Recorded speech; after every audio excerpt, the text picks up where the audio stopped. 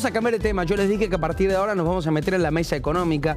Vamos a debatir sobre varios temas y vamos a empezar compartiendo algo que quizás se ha debatido muchísimo, que tiene que ver el rol empresario con el gobierno, el paro, si va a haber paro o no va a haber paro, cuál es el rol de las centrales obreras, informe especial sobre el coloquio de ideas donde se han discutido estas y otros puntos también que los vamos a debatir acá. Miren.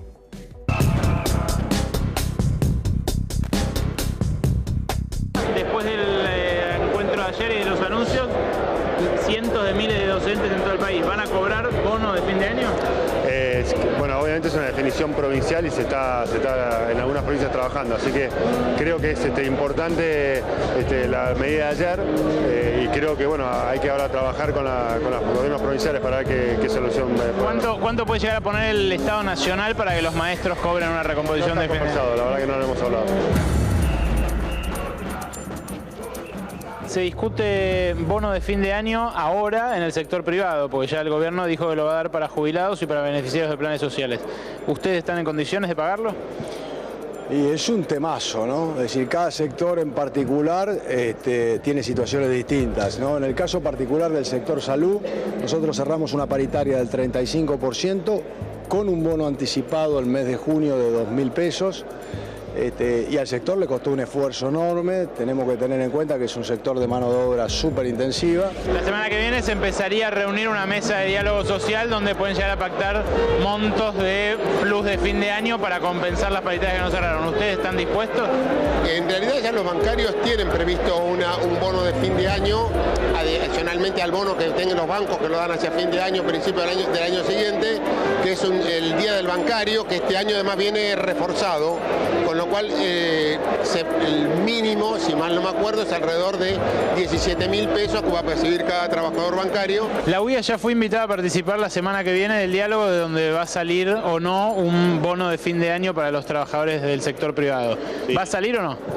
A ver, es importante aclarar cómo el sector privado trabaja estos temas. Hay una diversidad de regiones, de sectores, de realidades económicas que siempre, tanto en temas salariales como eventuales bonos, se negocian y se acuerdan sector por sector, no la Unión Industrial con la CGT. Esto es algo que se puede hablar de las mesas que se convocaron de trabajo y producción, de lo que son las metas de desarrollo, se puede tener parámetros de lo que es el mundo económico, pero los bonos se van a negociar eventualmente sector por sector.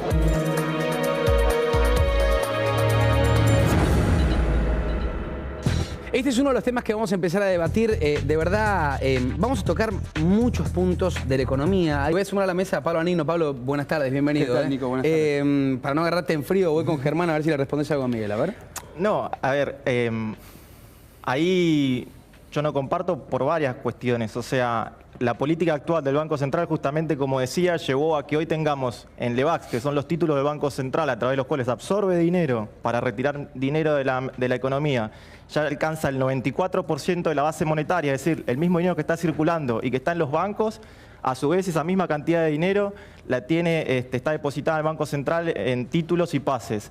Entonces, y con esa política no es cierto que haya habido meses de 1%, según el índice de precio al consumidor de la Ciudad Autónoma de Buenos Aires, el gobierno del PRO, el único mes donde la inflación estuvo debajo del 2% fue agosto, que fue menos 0,8%, y fue producto de un fallo de la Corte Suprema, o sea, no producto de una política de Estado, sino producto de un fallo que frenó el tarifazo. Déjame, Pablo, ¿cuál es la problemática concreta de la inflación? Recién hablamos un poco de la merma de la inflación y que va a haber quizá un nuevo pico ahora en el mes de octubre. Y es un tema delicado, ¿no? Porque lo señalaba yo recién también haciendo un poco la asociación a los niveles de consumo en la República Argentina. ¿Hay algún responsable concreto para vos de los niveles de inflación? ¿Son los generadores de precios, son las medidas del gobierno o es un todo? No, creo que es un todo, una combinación de esos factores. Digo, hay un primer factor que desata la aceleración inflacionaria, que es la propia devaluación. Incluso el anuncio de la devaluación y el levantamiento del cepo previo a la asunción del gobierno ya aceleró los precios. No sé si te acordás que Pratgay decía que los precios ya tenían incorporado un tipo de cambio de 15 pesos por dólar, cosa que no se cumplió, porque apenas se levantó el cepo y se devaluó, hubo una aceleración inflacionaria. Sí. Entonces hay un primer factor que es la política del gobierno. La devaluación no es inocente. La devaluación apunta justamente, siempre se sabe que detrás de una devaluación viene una aceleración inflacionaria y apunta a deteriorar el poder de compra del salario de los trabajadores. Entonces hay un primer factor que fue la política del gobierno. Sobre ese factor, obviamente que los empresarios que tienen... Acá hay una discusión porque no quisieron abrir las paritarias, ahora arreglaron con la burocracia de las centrales sindicales, de la CGT, que no se reabrían las paritarias y ni siquiera hay bono de fin de año, o se van a negociar en mesas particulares. Pero los empresarios tienen paritaria todos los días, aumentan los precios cuando quieren. Y aprovecharon la situación, Pablo, el río revuelto de la devaluación para aumentar los precios. Estamos entrando ya en la segunda quincena del mes de octubre. No queda nada y estamos en diciembre. Digo, un mes más, un mes y medio más, estamos en el mes de diciembre, que es un mes realmente sensible. La gente quizás es un mes donde trata en algún punto de hacer un balance, y no me voy a cansar de repetir lo que ha sido este año. Económicamente, la Argentina llega en un proceso de reestructuración. ¿Tiene la confianza la gente de que el año que viene, el 2017, se va a estar mejor económicamente? ¿O vamos a seguir dependiendo de los discursos políticos que nos vayan diciendo que de a poco esto se va a ir reestructurando? Digo, ¿es tan grave lo que se ha recibido? A ver, Miguel. Mirá, yo no soy tan optimista como muchos. Sin embargo, te diría que el 2017 va a traer reactivación principalmente por el lado del gasto público y por el lado de, bueno, endeudamiento que la Argentina está encarando.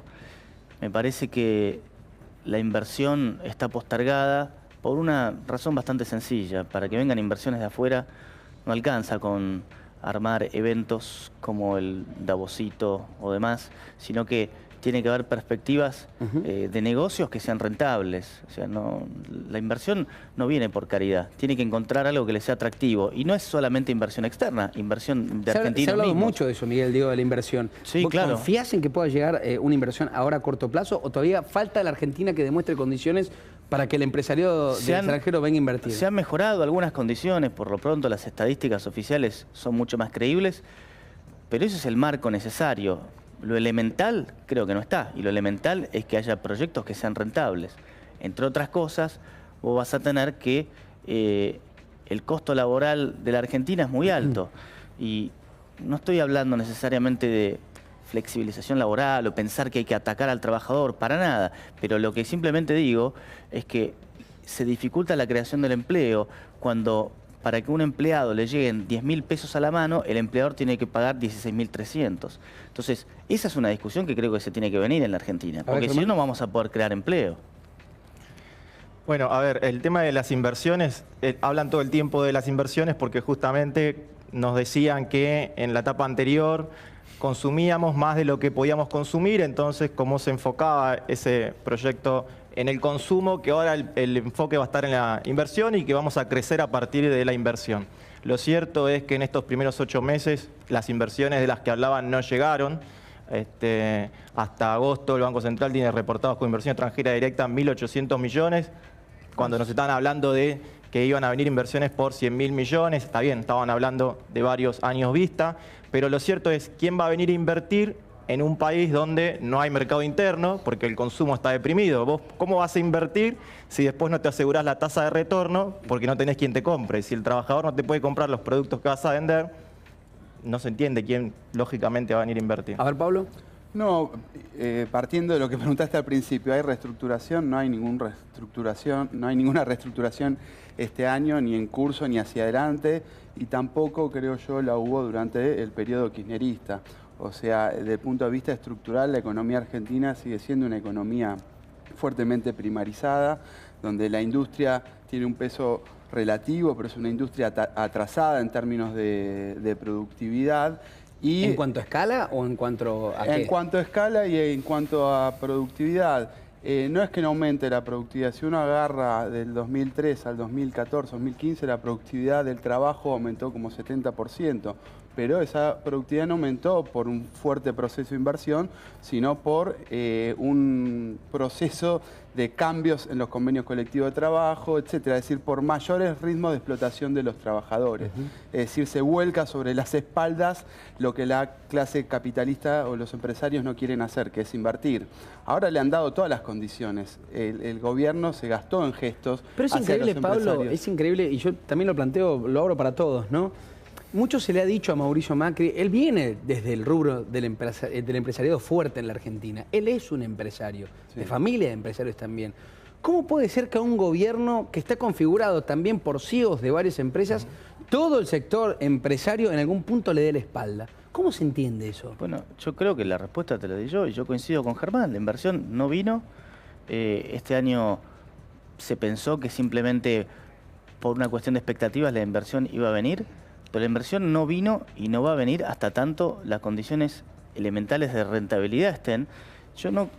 Es interesante el punto que dice Germán acerca de que tiene que haber un mercado interno. Yo creo que antes de eso, el problema radical que tiene la economía argentina es que el costo para el empresario de contratar a alguien es muy alto. Si nosotros no resolvemos ese punto, o por lo menos se empieza a debatir, fíjate lo que está pasando. La parte más importante de la carga laboral es la carga que tiene que ver con la jubilación. Obviamente yo no te voy a decir que estén bajando las jubilaciones, pero fíjate lo que está pasando. El 60% de la economía argentina que está en blanco está, en definitiva, financiando al total de la economía que se quiere jubilar igual y le dan la jubilación lo mismo aunque no tenga aportes.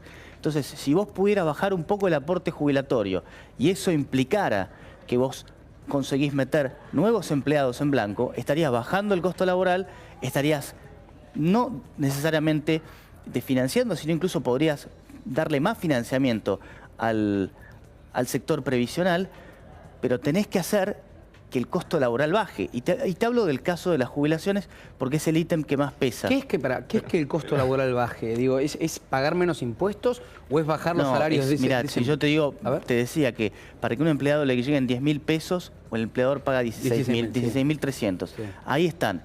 Del empleado se le descuentan 16% por inflación, perdón, 11% por 11% por jubilación, 3% por obra social y 3% para el PAMI. Y después el empleador aporta 16% para jubilación, 7,5% para asignaciones familiares, 1,5% para fondo de empleo y también paga RT y me parece que está también la obra social, de memoria me puedo estar confundiendo. Pero todo ese costo lo está afrontando la parte de la economía argentina que está en blanco. Después tenés la parte de la economía que está en negro, que es un 40%. Y sin embargo, es enorme. Entonces, hasta tanto vos puedas volver a meter una parte de ese, o lo más que se pueda de ese 40% en blanco, de manera tal que puedas bajar ese costo laboral, sin de esa manera desfinanciar a la prestación de los servicios. Porque el que no tiene obra social, el que está en negro, de todas maneras va al PAMI o va a diferentes obras sociales y no lo dejan en la calle. Y lo mismo con las jubilaciones, lo cual es muy razonable. Pero sin embargo, eso está en los hombros del 60% del empleo que está en blanco. ¿Y el otro qué hacemos? Entonces, insisto, si vos pudieras bajar ese costo para que los empleadores pudieran contratar más gente y pudieras tener más trabajo en blanco, vos tenés que tener más trabajo en blanco para poder resolver muchos problemas. El tema es que a veces da la impresión que la vara es casi lo mismo en una determinación política para una empresa grande como para una empresa pequeña. A ver, Germán. Dos cuestiones. Respecto del tema del salario, sí, o sea, si bien Miguel aclaró que se refería a los aportes y las contribuciones, el tema del salario, verlo como un costo es el problema que hoy tenemos de que no tenemos mercado, porque en vez de ver al salario como un estímulo a la demanda agregada, se lo ve como un costo. Y respecto de bajar las contribuciones patronales, eso ya se hizo en la década del 90 y no fue como no fue, se desfinanció el sistema previsional. El sistema previsional se desfinancia por la creación de las AFJP y por la reducción de contribuciones patronales, y eso es lo que generó en la segunda mitad de la década del 90 el déficit fiscal que justificaba el endeudamiento externo en ese periodo. Entonces, terminás teniendo déficit fiscal financiado con endeudamiento externo y todos conocemos el fin de la película, la crisis del 2001-2002. ¿Pablo? No, sí, difiero de lo que planteaba acá el colega porque es lo que te decía antes, se vuelca el peso de la no inversión sobre los hombros de los trabajadores. Ya hubo un achicamiento del salario. El salario, producto de la devaluación, del proceso inflacionario que hablábamos antes, se deterioró durante el primer semestre un 10%, el poder de compra del salario. ¿No pasa en la escala, digo, que se le exige lo mismo a la empresa grande que a la pequeña pyme que tiene Pues dos empleados? Eso, el 80% del empleo lo genera la empresa pyme, y aparte de la demonización, se habla del empresario como si fuera un tipo lleno de plata, y es un argentino, que le trata de dar trabajo a otros. No es una demonización del empresario, es lo que hacen objetivamente los empresarios. Hay que ver el mini Davos, hay que ver el coloquio de idea, es un catálogo de declaraciones antiobreras. Siempre, ante cualquier cosa, lo que se quiere es atacar al trabajador. Hay que ver las declaraciones de Cristiano Ratazzi contra el derecho a huelga, hay que ver las declaraciones que se sucedieron en el coloquio de idea, donde siempre el tema de la productividad no está atado, por eso no vienen las inversiones, no está atado a que van a traer inversiones, a que van a poner nuevos establecimientos, sino que está atado a seguir atacando el valor de la fuerza de trabajo. Vos preguntabas, ¿por qué no vienen las inversiones? Porque las inversiones no terminan de venir, porque la clase empresaria, como se vio en el mini Davos y como se vio en el coloquio de idea, están presionando al macrismo para que haga un ajuste mucho más fuerte. Por eso le dicen que el ajuste fiscal es insuficiente, por eso dicen que hay que bajar el costo salarial, pero ya bajó todo eso. Y sin embargo no invirtieron. Entonces, para mí están invertidos. ¿Por qué no discutimos las ganancias empresarias? Arcor esta semana y la Copal, que es la cámara que agrupa a las empresas de la alimentación, dijeron que no pueden pagar un bono de fin de año. Pero muchos dicen que es insuficiente ese bono, ¿no? Bueno, pero es totalmente insuficiente, tenés razón. Pero hay que ver las ganancias, porque Arcor reportó en su último reporte de ganancias 1.500 millones de pesos. Vos decís que no puede pagar un bono de fin de año y en simultáneo está suspendiendo y despidiendo trabajadores. Entonces lo que tenemos que discutir, que es una clase empresaria, la Argentina, parasitaria, atada al capital financiero internacional, como estamos viendo con el enorme endeudamiento que está habiendo. Ahora entre la JP Morgan, el Banco Internacional, con sede en Nueva York, y el gran capital financiero internacional están generando una escalada de endeudamiento para financiarle la campaña Cambiemos, lo de la obra pública, con Ángelo Calcaterra, que va a ser el soterramiento, el pariente de Macri, va a ser el soterramiento del Sarmiento. Es escandaloso. Entonces... Ahora, les puedo hacer una pregunta concreta para entenderlo. Yo sé que son tipos que laburan y tienen un tecnicismo lógico de su profesión también, porque es muy compleja la economía, sobre todo en un país que está en desarrollo o es subdesarrollado como la República Argentina. ¿Por qué realmente le cuesta tanto al político en generaciones, sea cual sea la bandera, que la gente que ahora nos está mirando tenga que sufrir el impacto en una góndola hasta para comprar arroz? Hay gente que hoy está comprando terceras marcas porque no puede comprar. Y siempre digo esto, ¿por qué en situación de crisis o cambios de gobiernos están los que pasan la crisis porque pueden, porque tienen algún sostén de ahorros o su salario le permite quizá aguantar un poco más allá de la depreciación, y los que la viven? Que lamentablemente mientras discutimos nosotros acá, y se lo digo incansablemente a los políticos que se sientan acá, hay gente que se está muriendo de hambre, se caga de hambre y no llega a fin de mes. Digo, ¿cuál es realmente la complejidad absoluta o la distancia política o económica que tienen los funcionarios para no poder controlar algo tan simple como que la gente morfe? No, ahí justamente, mira, si vos comparás, vos en el año 2014 tuviste una devaluación, igual que tuviste a fin del año pasado, con la diferencia de que la devaluación de enero del 2014 es una devaluación forzada por los mercados, después de más de 14 corridas cambiarias que se hicieron contra el gobierno anterior. Esa se puede decir que tuvo su éxito, porque lograron la devaluación. Y vos después de esa devaluación, lo que tenés que mirar es qué política se hace justamente desde el Estado para evitar eso, para evitar la pérdida del poder adquisitivo del salario, para evitar que más ciudadanos caigan debajo de la línea de la pobreza. Y vos tuviste ahí toda una serie de políticas destinadas a estimular el consumo, ¿sí?, para evitar esa pérdida del poder adquisitivo del salario. En cambio, vos hoy tenés una devaluación generada desde el gobierno, ¿sí?, y si vos llevás que todos los precios vayan hasta ese nivel, en definitiva lo único que hiciste fue una corrección numérica. Entonces, lo que claramente buscó esta devaluación es esto. Lo que buscó es reducir el poder adquisitivo del salario. Entonces, es un objetivo buscado. No, estoy totalmente en desacuerdo. Teníamos un tipo de cambio que era totalmente ficticio. La devaluación forzada por los mercados, como dice Germán, que siempre al kirchnerismo le ha encantado encontrar enemigos externos, no era más que un reflejo de las cosas que estaban pasando, porque había un tipo de cambio paralelo y un tipo de cambio, incluso el de contado con liquidación, que es un tipo de cambio que no era paralelo, era totalmente blanco, y el oficial. Entonces, había esa enorme brecha que terminó sincerando parcialmente el gobierno con esa devaluación, que fue una devaluación sin ningún plan detrás, pero la devaluación que hace Prat Guy, a mí más que devaluación me prefiero la palabra, soltó el tipo de cambio, dejó que fuera donde fue, e incluso le impuso una banda. Me parece que fue totalmente diferente, apuntando a sincerar todos los precios de la economía. ¿Sabes cuál fue uno de los grandes temas del gobierno kirchnerista? Intervino todos los precios de la economía. Tenías un tipo de cambio que era ficticio, tenías precios de los servicios públicos que eran ficticios, tenías precio de lo que vos digas que estaba asordinado, y al final, ¿qué tenías? Empezabas a tener algunas cosas escasez. Entonces, te doy 40 segundos, puede ser que no tengo más tiempo, Pablito. No, te digo, toda devaluación en la historia apunta a atacar el salario. Uno puede hacer la historia económica y siempre eso es así. Como decís vos, llega a fin de año, hay que pelear por el salario alcanza el nivel de la canasta familiar, que está en 20.000 pesos. El bono, nosotros hicimos un cálculo desde la izquierda diario.